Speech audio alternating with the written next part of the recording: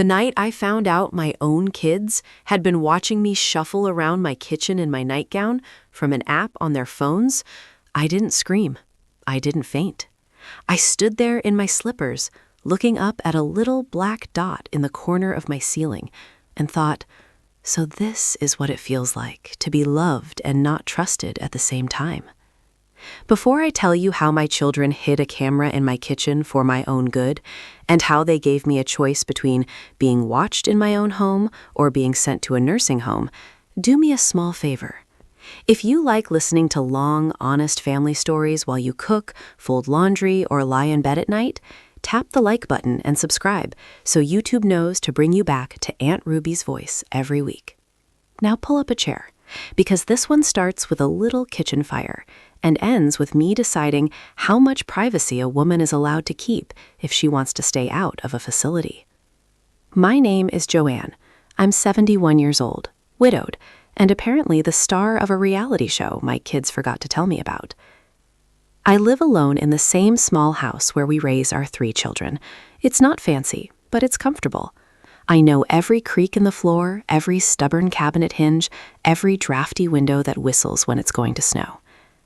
If you walked into my kitchen, you'd see a round wooden table covered in the kind of tablecloth you buy at the grocery store because it looks cheerful, a refrigerator full of magnets that don't hold up anything important anymore because everything important lives in the cloud now, and a little burn mark on the wall near the stove. That burn mark is where this whole mess started. The fire they keep talking about wasn't even a real fire, if you ask me. There was smoke, there were flames, there was a very annoyed fireman standing in my kitchen saying, "Ma'am, you really shouldn't leave oil heating on high and walk away." But nothing burned down, no one got hurt. Here's what happened. It was a Sunday afternoon. I decided I wanted French toast for dinner, because at my age, you're allowed to break the rules of breakfast. I put a pan on the stove, poured in a little oil, and then the phone rang. It was my sister, and she had just gotten her lab results back. You know how that goes. By the time I remembered the stove, the pan was smoking like a bad habit.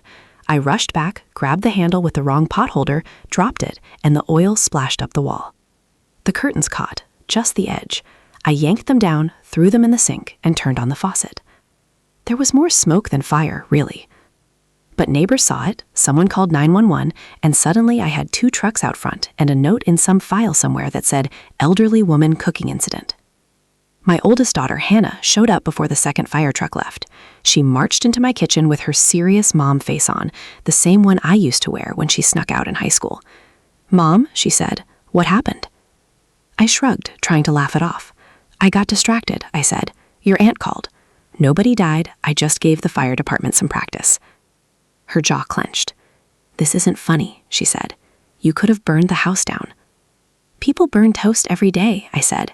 "You kids act like I set off a bomb." Jacob, my middle one, came that evening, wife in tow, both of them wearing that expression people get when they're rehearsing bad news. "Mom, we've been talking," Jacob said. "We're worried about you." Any sentence that starts with "we've been talking" is never going anywhere good. I nodded slowly. "About what?" "About you living alone," Hannah cut in. "About the stove incident, about the time you left the front door unlocked, about the time you forgot whether you can cure pills." "I remembered them," I protested, eventually. "That's not the point," she said. "Nothing is the point," I muttered under my breath, "unless it proves your mother is falling apart." They exchanged a look. "We just want you to be safe," Jacob said, in that voice people use when they're about to take your car keys. "I am safe," I snapped. "I'm 71, not 93. The conversation circled like a drain. They brought up every slip, every little moment of forgetfulness, every statistic Facebook likes to spread about seniors living alone. Finally, my youngest, Amy, who had been quiet up to that point, said, "What if we installed a safety sensor?" Now, I'm not anti-technology. I've got a smartphone. I can text. I may peck at the screen like a suspicious chicken, but I manage. I've got one of those talking cylinders that plays music when I say please, and I didn't quite catch that when I'm having a day. But I'm wary. I've seen enough news stories about hackers watching people through baby monitors to be wary. "What's a safety sensor?" I asked, trying to keep the suspicion out of my voice. "It's just a little device," Amy said, "that detects smoke, carbon monoxide, motion, stuff like that. If it senses a problem, it sends an alert to our phones. That way, if something happens when you're alone, we know and can call you or call 911 right away." "That sounds like a smoke alarm," I said. "We're talking about something smarter than that," Jacob replied. "More like a home monitor. Nothing intrusive, just safety." Hannah noted, "Lots of people are doing it, Mom. We're not trying to spy on you. We just want to make sure you're okay." There it was again. Everyone's doing it. We're not trying to spy. People rarely use the word spy when spying isn't on the table. But I saw the worry in their faces, and the little black mark on my wall was still smelling faintly of burned oil. "Fine," I said. "Put in your sensor. 1, in the kitchen. If it makes you sleep at night, go ahead." They relaxed, like they'd won a small battle in a war I didn't know we were fighting. Amy ordered it that night on her phone. "Smart safety hub," she said. "Discreet design, peace of mind for families." I should have read the reviews. The device arrived in a box with a smiling family on it. Of course it did. Jacob came over with his little toolbox and a confidence I did not remember from his science fair projects. "It goes up in that corner," he said, pointing above the cabinets. "Wide angle. It'll pick up the stove, the chemicals, and the doorway." "Why does it need to see the doorway?" I asked quickly. "In case of intruders," he said quickly. I frowned. "Is there a camera?" He hesitated, just a fraction of a second. "It has video capability," he said, "but it's mostly used for detection. We're not going to sit around watching you make toast, Mom. We have lives." They laughed. I forced a smile. "Of course you do," I said. They installed it. A little round eye in the corner. "Just think of it as an extra smoke alarm," Amy said, kissing my cheek. I told myself I was being paranoid.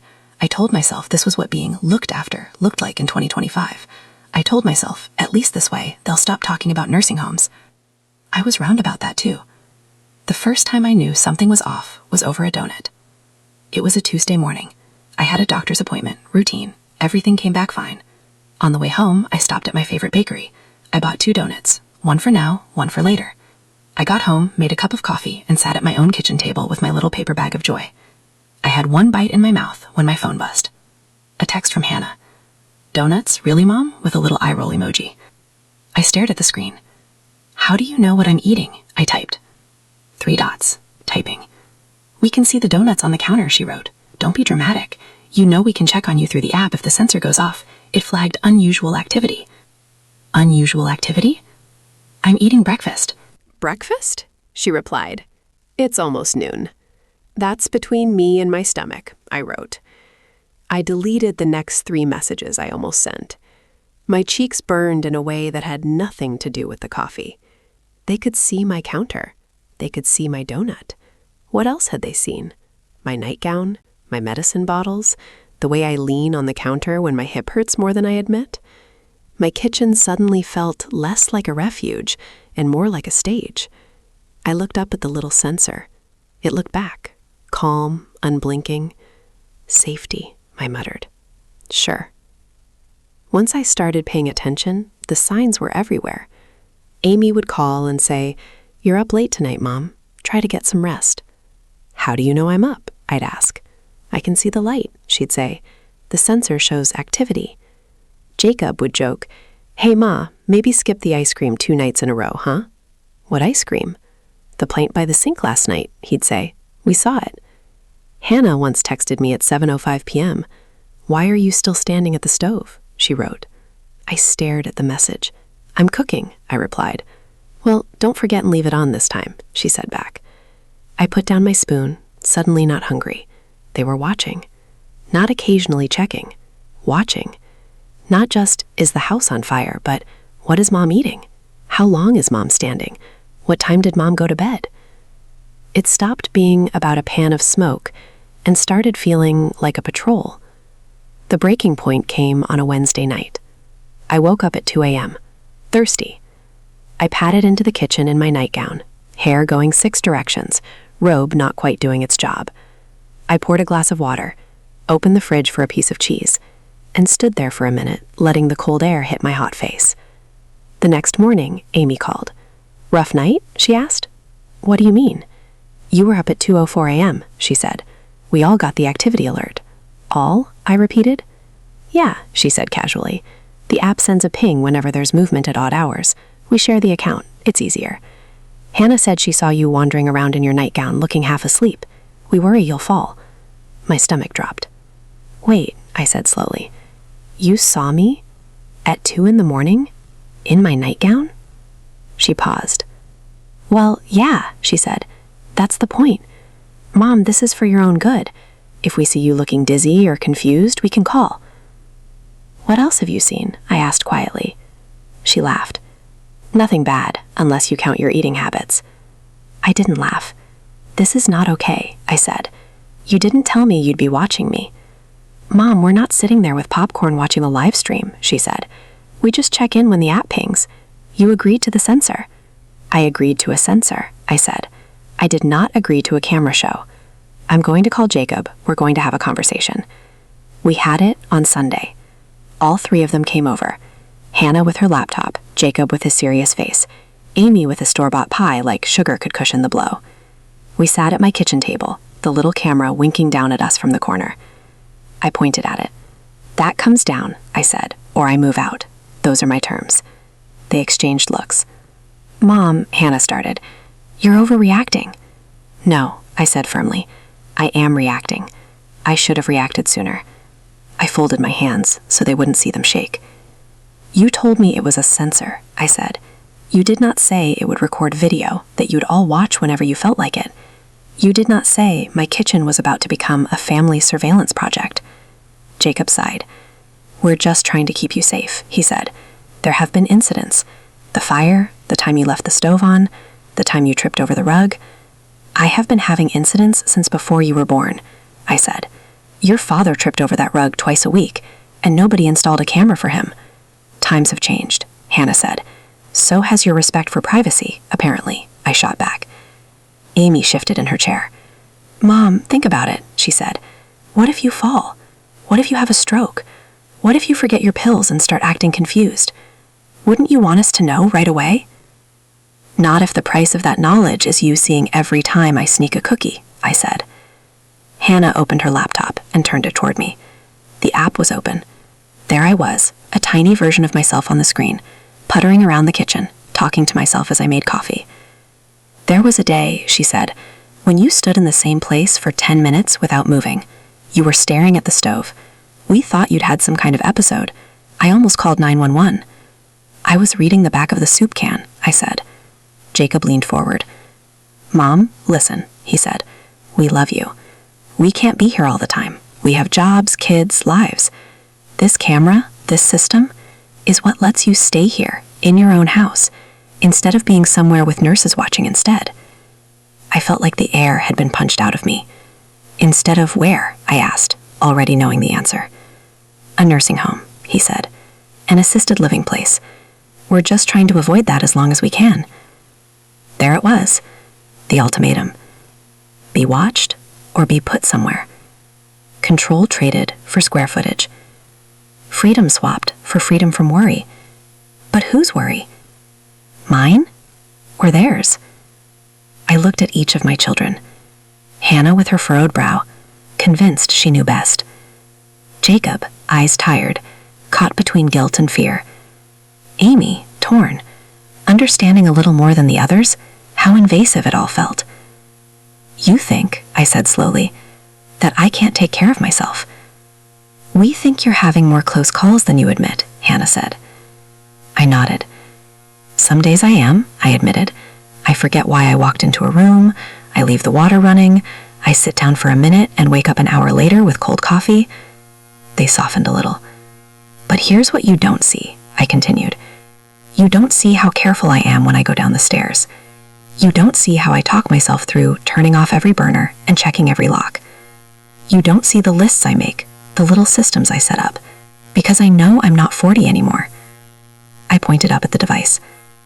What I do see is that thing, changing how I live in my own house. I don't dance in the kitchen anymore because I'm aware someone might be watching.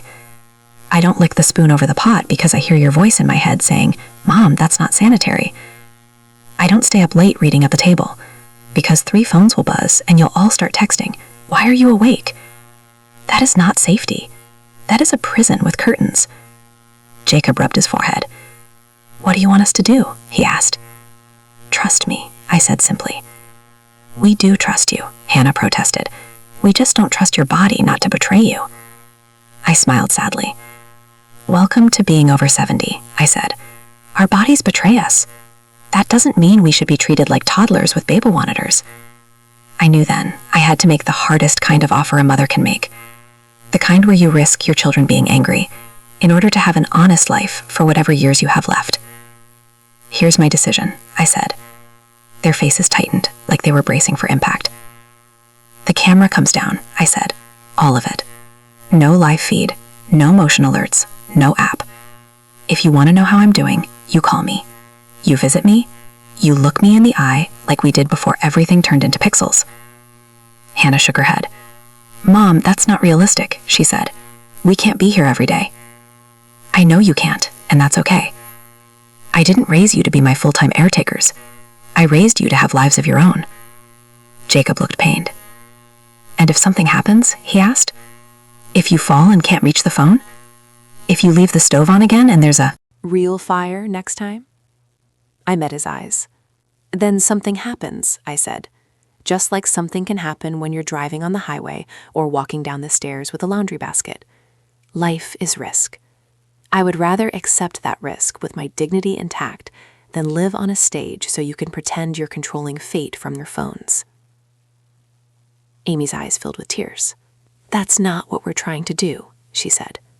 I know, I said gently. You're trying to hold on to me. You're trying to stretch out the time between now and the day something bad happens that you can't fix. But sweethearts, you don't get to trade my privacy for your peace of mind without my consent. They were quiet. Finally, Hannah said the thing I knew was coming. If you won't keep the sensor, she said, then we need to seriously talk about assisted living, somewhere with staff, so that if you don't answer the phone, someone is checking on you. My chest clenched. There it was again. Camera or nursing home. Eyes in the ceiling or nurses in the hallway. Surveillance or supervision. We're not trying to put you away, Jacob added quickly. We're scared. I took a deep breath. I hear that, I said. I really do. But here's my line. If you force that camera to stay, if you use the threat of a nursing home to control how I live in my own house, then I will go to assisted living on my own terms, somewhere I choose, before I'll let you turn my kitchen into a security feed you can scroll through between meetings. They blinked. You'd choose that? Amy asked. If it meant having some say over who watches me and when, yes, I said. At least in a facility, they have rules about cameras in private spaces. Right now, the only rules here are in your group chat. The room felt heavy. No one spoke. Then Amy quietly stood up, pulled a little step stool from under the sink, climbed up, and reached for the device. Then we take it down, she said. Hannah grabbed her wrist.